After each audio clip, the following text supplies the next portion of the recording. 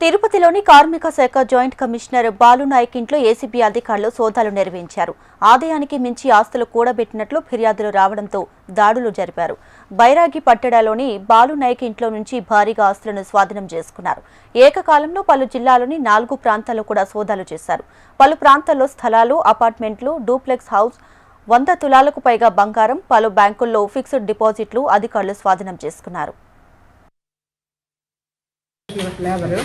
ఈయన కర్నూలులోని head office ఉంటుంది. ఆయన ఇల్లు ఇక్కడ కట్టుకున్నారు. ఈయన ఆదాయానికి మించిన ఆస్తులు కలిగి ఉన్నారని విశ్వసనీయ సమాచారంతోనే మేము 9 ప్లేసెస్లోనే సెర్చెస్ చేస్తున్నాము. ఒకటి ఇక్కడ, తర్వాత అన్నమయ్య జిల్లాలోని 5 ప్లేసెస్లోని, అలాగే కర్నూలులోని ఒక 2 ప్లేసెస్లోని. ఈయన ప్రాపర్టీస్ అయితే రేణిగుంట, తిరుపతి, కర్నూలు, అట్లాగే అన్నమయ్య జిల్లాలోనే ఒక 5 ప్లేసెస్లోనే ఉన్నాయి. అన్ని ప్లేసెస్లోని డాక్యుమెంట్స్ అన్ని తీసుకోవడం, అట్లాగే సెర్చెస్ అన్ని చేస్తున్నాము. Further progress